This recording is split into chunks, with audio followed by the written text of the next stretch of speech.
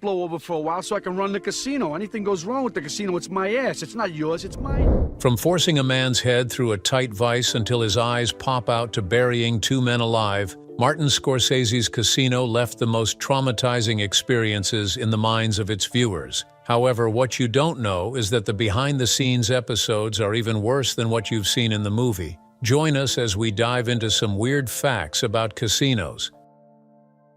Number 20. Casino is based on a true-life story. Casino is not just like every other fictional crime drama, but is heavily based on real-life events in Las Vegas during the 1970s and early 1980s. The film is adapted from the non-fiction book Casino, Love and Honor in Las Vegas, written by Nicholas Pileggi, who also co-wrote the screenplay with Scorsese. The story is centered on the rise and fall of the mafia's influence over Las Vegas casinos, particularly through the eyes of one powerful figure. The characters played their roles even more realistically than the real-life events. Robert De Niro played Sam Ace Rothstein, based on Frank Lefty Rosenthal. He was a real-life gambling expert and casino executive who managed the Stardust, Marina, Fremont, and Hacienda casinos, all secretly run by the Chicago outfit. Anthony "Tony the Ant" Spilotro inspired the role of Nicky Santoro, played by Joe Pesci, a brutal enforcer for the Chicago mob who was sent to Vegas to protect the mob's interests. His violent behavior and eventual fall from grace mirror what's shown in the film. Jerry McGee was the powerful female force who inspired the role of Ginger McKenna, played by Sharon Stone, a former Las Vegas showgirl and model who married Frank Rosenthal. Their toxic, codependent relationship involves jealousy, betrayal, and substance use. The major parts of the movie reflect actual events, ranging from mob skimming of casino profits to explosions and brutal mob hits. However, some names and sequences were dramatized or compressed for cinematic effect. For instance, the horrible cornfield execution scene where Nicky and his brother are beaten and buried alive did happen, but not exactly as shown in the movie. Casino is one among the many crime movies that provide a gritty, detailed look at how organized crime used Vegas casinos as cash cows before corporate America took over. Many reports indicate that Casino is more than just a gangster flick. It captures real people, real corruption, and the end of an era in Las Vegas history. Number 19. Nicky Santoro's head-squeezing torture was real and worse in real life. One of the most brutal scenes in Casino is when Nicky Santoro, played by Joe Pesci, tortures a man by placing his head in a metal vise. Then he slowly tightens it until the man's eye literally pops out, all in a brutal attempt to extract information about stolen money. It will surprise you to know that this scene was actually based on a true incident. The real-life version may have been even more horrifying. In real life, the character of Nicky Santoro is based on Anthony "Tony the Ant" Spilotro, a feared enforcer for the Chicago outfit who was sent to Las Vegas in the 1970s. Spilotro is known for extreme violence, particularly when dealing with suspected informants or people stealing from the mob. According to reports from law enforcement and mob insiders, Spilotro actually did use a vise to torture a man, specifically a low-level associate who was suspected of skimming or hiding money from the mob. Spilotro placed the man's head into the jaws of a vise and slowly began to crush it to force him to confess. Though it wasn't clear if the victim's eye actually popped out like in the movie, the real incident reportedly ended in death, not survival, as depicted in the film. That performance by Joe Pesci deliberately mirrors Spilotro's real-life personality, who was known for his explosive rage and control tactics. Number 18. Scorsese deliberately left the vice scene, hoping the MPAA would cut it, but they didn't. Martin Scorsese is no stranger to pushing boundaries when it comes to depicting violence and realism. In Casino, he did something clever by including the gruesome vice torture scene where Nicky Santoro crushes a man's head until his eye pops out, hoping the Motion Picture Association of America would flag it and demand its removal. He has openly admitted in interviews that he often uses this strategy when dealing with film censors. He includes an ultra-violent or over-the-top scene he's willing to sacrifice as a kind of decoy so that when the MPAA demands changes, They cut that one and leave the rest of the film's tone intact. So, in Casino, Scorsese assumed the vice scene was so outrageous. There was no doubt that it would be the one the MPAA would immediately ask him to remove or tone down. He thought that once that scene was gone, other violent moments like the baseball bat execution, stabbing scenes, or burying alive would be spared from heavy censorship. However, surprisingly, the MPAA allowed the scene to pass with only minor edits. They allowed the eye-popping moment to stay as long as it was quick and did not linger too long. Their decision stunned Scorsese because the MPAA flagged down other, less complicated scenes like excessive profanity and other violent bits. However, they allowed the vice scene, which many critics and viewers still cite as the most disturbing moment in the entire movie.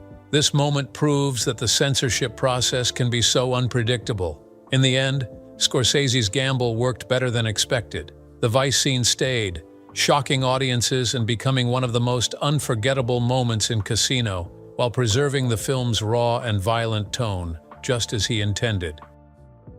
Number 17, Casino, was Martin Scorsese's first film to be edited digitally. When Casino was shot in 1995 and was undergoing post-production, Martin Scorsese made a bold leap into the future of filmmaking. He shifted from the traditional method of editing film by physically cutting and splicing celluloid, making Casino his first movie to be edited entirely using digital technology. Before that time, Scorsese had always edited his films using moviola, or flatbed editing systems, where film reels had to be physically cut, arranged, and reassembled. This old-school method of film editing was labor-intensive, time-consuming, and limiting when it came to experimenting with fast cuts or multiple versions. He decided not to continue with this method after seeing the prospect of Casino being a box office hit. He collaborated with his legendary longtime editor Thelma Schoonmaker to utilize Avid, one of the first non-linear digital editing systems, for the process. Avid allowed them to cut, rearrange, and experiment with scenes effortlessly on a computer screen without damaging the original footage. This is because the plot of Casino requires much digital editing. It has rapid cuts, voiceovers from multiple characters, shifting timelines, flashbacks, and montages. How would these stylistic elements be captured in traditional editing without non-linear editing? The digital tools allowed Scorsese to test combinations of voiceover, visuals, and music without waiting days to process physical edits. The success of Casino's digital workflow convinced Scorsese to adopt digital editing permanently. Number 16. When Ace was denied a gaming license, he started a TV show just like in real life. There's a moment in Casino when Sam Ace Rothstein is denied a gaming license by the Nevada Gaming Commission, essentially barring him from officially running the Tangiers Casino. Instead of leaving quietly, Ace hosted his television show right inside the casino, which increased his visibility and exposure. As strange as that may seem, this part of the story is a true episode and one of the more bizarre, almost comical chapters in Las Vegas mob history. The real-life Ace, who was Frank "Lefty" Rosenthal, was a brilliant but controversial casino operator who ran several mob-backed casinos in Las Vegas. Just as in the film, Rosenthal never received a gaming license due to his criminal background and suspected ties to the mob, despite being the brains behind the operation. Since he couldn't be an official casino executive, they gave him a made-up job title like food and beverage manager. However, the state kept pushing back, and eventually, Rosenthal lost even that access. Instead of just disappearing from that premise, Rosenthal started his own talk show called The Frank Rosenthal Show, which was filmed in the showroom of the Stardust Hotel, one of the casinos he helped run. This show was broadcast locally in the 1970s on TV in Las Vegas. It featured celebrity guests such as Don Rickles, Wayne Newton, and even Muhammad Ali. He further used it to boost the casino's image by featuring singers, entertainers, and Vegas gossip. Although the show wasn't a huge hit, it provided Rosenthal with a platform. Scorsese dramatized this with De Niro's character in Casino, sulking in his plush TV studio, wearing flashy suits and delivering lines with cool detachment, which was a quiet protest against the forces trying to shut him out. So yes, Ace's turn to television in Casino isn't a random plot twist, but a true chapter from Las Vegas history. Number 15. Martin Scorsese's real mother, Catherine Scorsese, played Artie Piscano's mom in Casino. One of the heartwarming and slightly humorous weird facts about Casino is that the elderly woman playing Artie Piscano's mother, who prophetically warns him about his anger and stress, was actually Martin Scorsese's real-life mother, Catherine Scorsese. Catherine Scorsese, affectionately known as Katie, appeared in several of her son's films, often in minor roles. Known for bringing warmth, humor, and authenticity to the screen, she was especially famous among Scorsese fans for her iconic turn as Tommy DeVito's mother in Goodfellas. In this 1990 movie, she improvised lines, cooked real Italian food on set, and lit up the scene with motherly charm. She returned in a smaller but memorable role in Casino as the mother of Artie Piscano, played by Vinnie Vella, the Kansas City mob associate tasked with keeping records of the casino skim. Her character appears in a domestic setting, fussing over Artie and warning him about how all the anger and stress will end his life, which turns out to be prophetic. Now this is what happened in the scene. Artie was unaware that the FBI was wiretapping him, so he ranted and raved about the mob skimming operation. His sweet old mother then warned him, "You're gonna have a heart attack." Moments later, the film cut to him dying from a heart attack, making her line funny and tragic. The fact that it was Scorsese's real mother playing the role adds an emotional layer and a personal stamp. Martin Scorsese, who loved working with his mother, once said, "She had perfect timing. She wasn't acting, she was being herself, and that's why people believed her." Sadly, Casino was Catherine Scorsese's last film appearance before her passing in 1997. Number 14. Robert De Niro broke Joe Pesci's rib in Raging Bull, and Pesci broke the same rib again in Casino. Raging Bull is one of Scorsese's iconic movies in which he collaborated with notable actors like Robert De Niro, Joe Pesci, and Sharon Stone, among others. In Raging Bull, Robert De Niro plays legendary boxer Jake LaMotta, with Joe Pesci as his brother. During the filming of one of the intense boxing scenes, things went slightly off course. De Niro accidentally broke one of Pesci's ribs with a hard body shot. Despite the injury, Pesci finished the shoot, which added to the realism of the scene and underscored both actors' fierce dedication to method-style performance. Fast forward 15 years, and while Scorsese was directing Casino, history had to repeat itself.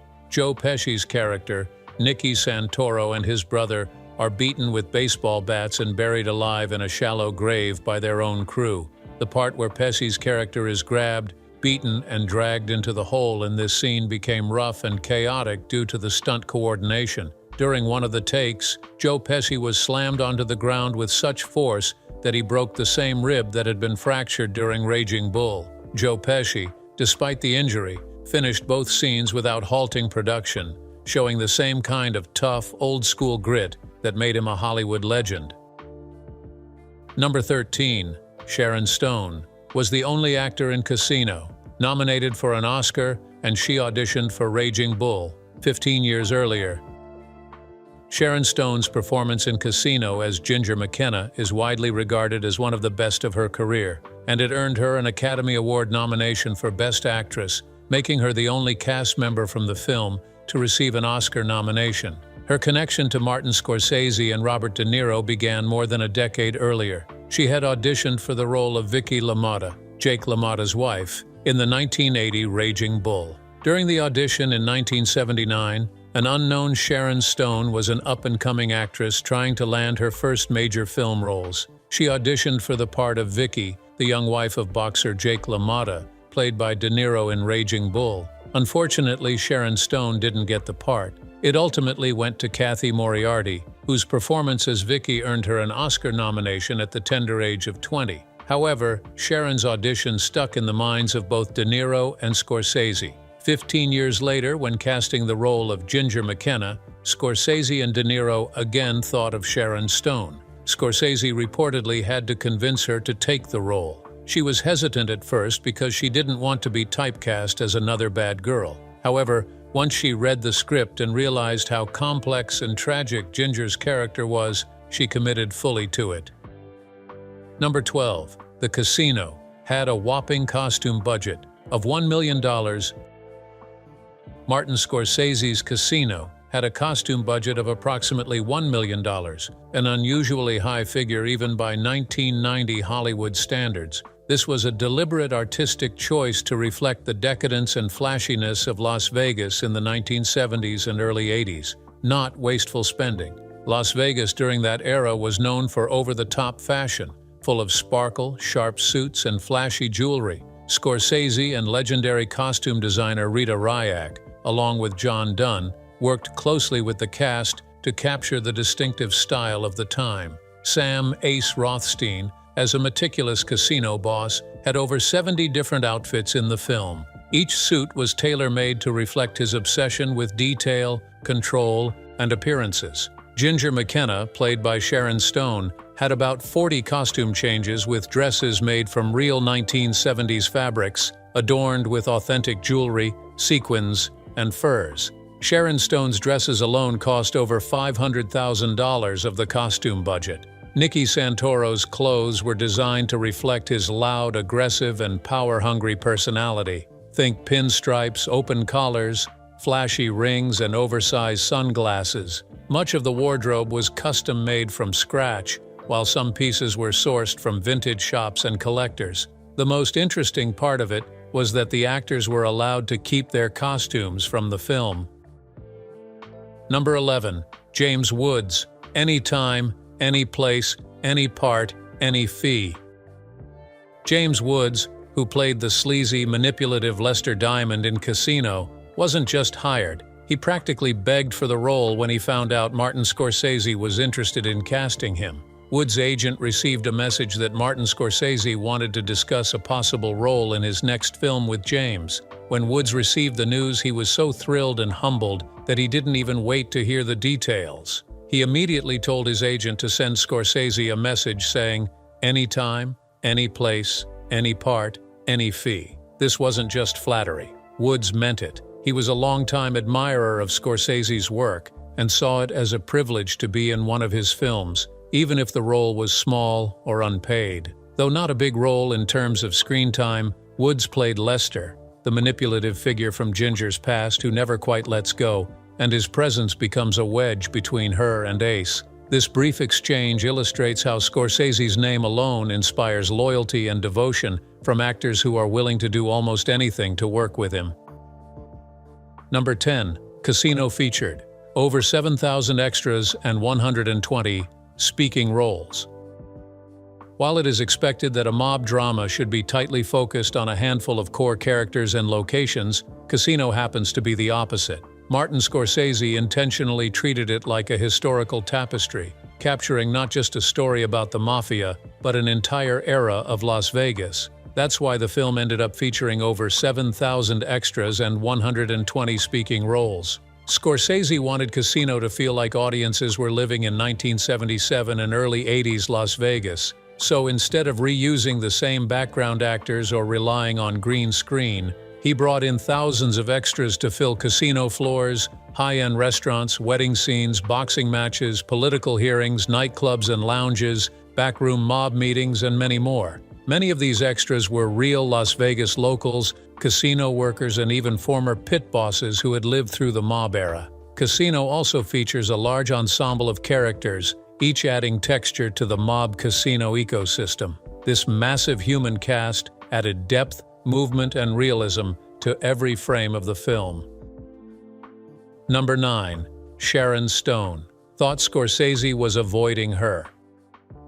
Before Sharon Stone delivered her iconic Oscar-nominated performance as Ginger McKenna in Casino, her first two meetings with director Martin Scorsese were canceled, which left her feeling rejected and convinced that he was deliberately avoiding her. At the time, Stone was still riding the wave of her breakout success from Basic Instinct, where she became known for playing sultry, mysterious characters. Stone was interested in the part, but rumors circulated that Scorsese wasn't convinced she was the right fit. She had a reputation as a sex symbol more than a dramatic actress, and the role of Ginger demanded a serious acting range. When the first two scheduled meetings were canceled, Stone assumed, "He doesn't want to meet me. He must not be taking me seriously." Eventually, the third meeting did happen, and it changed everything.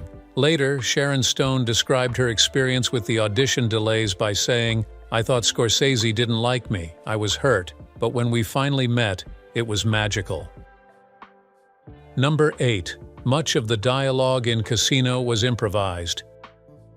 Though Casino's screenplay was tightly structured and co-written by Martin Scorsese and Nicholas Pileggi, a surprising amount of the film's dialogue, particularly in emotionally intense or casual scenes, was improvised by the actors. This was a deliberate creative choice by Scorsese to allow actors to discover moments organically, rather than adhering rigidly to the script. Improvised dialogue had been a hallmark of Scorsese's style since the days of Goodfellas, where he famously allowed actors like Joe Pesci and Ray Liotta to experiment with scenes during rehearsals, leading to iconic moments like the "funny how, like I'm a clown" scene, which was almost entirely unscripted.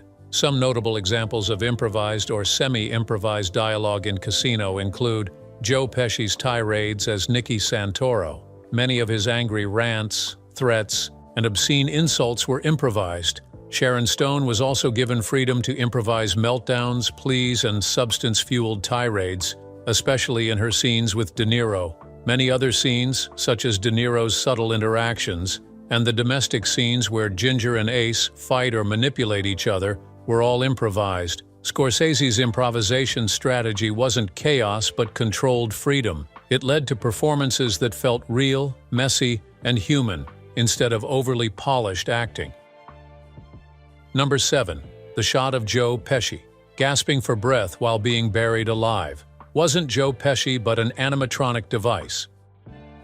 In one of Casino's final and most shocking scenes, Nicky Santoro and his brother Dominic are taken into a cornfield, savagely beaten with baseball bats, and buried alive in a shallow grave. The final shot of Nicky gasping for air and twitching as dirt is shoveled over his bloody face is unforgettably horrifying. Here's the twist. That's not actually Joe Pesci being buried alive. It's a lifelike animatronic dummy. When asked why he used a dummy, Scorsese made viewers understand that burying a real actor, even partially under real dirt while they act out suffocation, is extremely dangerous. No actor could realistically perform that without serious risk. Also, Scorsese and his effects team wanted to show the dirt falling onto Nicky's face while he gasps and twitches. To achieve that exact level of detail, particularly with the mouth moving, eyes fluttering, and skin reacting to dust, there ought to be highly advanced practical effects. The scene also needed a lingering shot of Nicky's agonizing final moments. The filmmakers wanted to hold on to that moment, making it even more disturbing rather than cutting away from it quickly. This was only possible with a dummy that could convincingly struggle without endangering a human actor. The animatronic used was so realistic that many viewers didn't even realize it wasn't Joe Pesci until it was revealed in behind-the-scenes footage. Number 6. Casino's gambling scenes were shot in a real casino. During actual business hours rather than building a casino from scratch, Scorsese and his production team struck a deal to film inside the Riviera Hotel and Casino in Las Vegas, which was one of the city's most iconic gambling halls at the time. The Riviera had a classic 70s feel, with spacious and glamorous interiors that depicted the visual atmosphere of the era. The owners agreed to allow filming during overnight hours, which enabled the crew to shoot without shutting down the casino. However, the production was limited in what they could touch or move, especially around the gaming tables and slot machines, which were under constant surveillance. Real casino security guards worked alongside the film crew, and any money shown on screen had to be accounted for. Sadly, the Riviera Casino was demolished in 2015, but its presence is preserved forever on film. Number 5. Casino held the record for the most uses of the F-word in a feature film at the time of its release. When Casino hit theaters, it made headlines for the frequency of the F-word used throughout its runtime, At the time of its release, Casino used the F word approximately 398 times, a record-breaking number for a mainstream Hollywood movie in the mid-90s. The F word is used by nearly every major character, from Ace Rothstein to Nicky Santoro to background characters like dealers, gangsters, and even some civilians. The constant cursing reflects the harsh reality of mobsters, hustlers, and casino enforcers, where tough talk and intimidation are a daily part of life. The F-bomb record eventually got surpassed by several films, including Summer of Sam, Kneel by Mouth, and The Wolf of Wall Street, also directed by Scorsese, which topped Casino with over 500 uses of the word. Number 4. Oscar Goodman, who played Ace Rothstein's lawyer in Casino, was a real-life mob defense attorney. Oscar Goodman was not just an actor pretending to be a lawyer, but a real lawyer who actually defended mobsters in Las Vegas. In the film, Goodman plays Rothstein's legal counsel during the scenes where Rothstein battles state regulators and fights to keep his gaming license. His performance feels incredibly natural because it's not far from his real job. Oscar Goodman was one of the most prominent criminal defense lawyers in Las Vegas from the 1960s through the 1990s. He represented several high-profile mafia figures, many of whom directly inspired the characters in Casino. Martin Scorsese chose to cast Oscar Goodman as himself because he wanted realism. Who can better play a mob lawyer than an actual one? Goodman had a striking screen presence and understood the real-life stakes of casino corruption, mob politics, and legal maneuvering. Number 3. When Casino began filming, author Nicholas Pileggi hadn't finished writing the book. One of the most fascinating things about Casino is that the movie and the book were developed almost simultaneously. By the time Martin Scorsese began shooting the film, Nicholas Pileggi hadn't even finished writing the full novel it was adapted from. While Pileggi was conducting research and interviews, compiling real-life stories about the mafia's infiltration of Las Vegas casinos in a book which would be titled Casino, Love and Honor in Las Vegas, he and Scorsese were also co-writing the screenplay at the same time. In interviews, Pileggi even likened it to building the airplane while flying it. Scorsese wanted to move quickly, as the Las Vegas setting, particularly the old-school vibe of the real casinos, was still accessible for filming. The Casino book was published in 1995, after the film had already wrapped and was heading toward release. Number 2. The opening title sequence of Casino was created by Saul Bass, the master of film title design. At that time, the Casino begins with an opening title that is so bold, surreal, and fiery, leaving you struck and launching the movie into motion. That unforgettable title sequence was the work of Saul Bass, who by then was already a towering figure in Hollywood's visual design history. The film opens with Ace Rothstein getting into his car, which then explodes in slow motion. As the flames and bodies soar through the air, the scene dissolves into a glowing red inferno, blending into the stylized credits. This visual symbolism mirrors the themes of greed, destruction, and damnation that Scorsese explores throughout Casino. The descent into flames suggests a plunge into hell, a visual prophecy of what's to come in the story. In short, the Casino title sequence isn't just an intro, but a miniature visual poem. Saul Bass made sure that before a single line of dialogue was spoken, you already felt the weight of the story's destruction, greed, and doom. Number 1. The Casino demolition. The dramatic moment at the end of Casino, when the Tangiers Casino is blown to bits, is not just a clever piece of movie magic. Martin Scorsese and his team actually captured the explosion of the landmark hotel and casino. This famous Las Vegas property had been closed for years by the time Casino was in production. When Scorsese learned that the landmark was scheduled for demolition, he saw an opportunity to use it for real footage in Casino.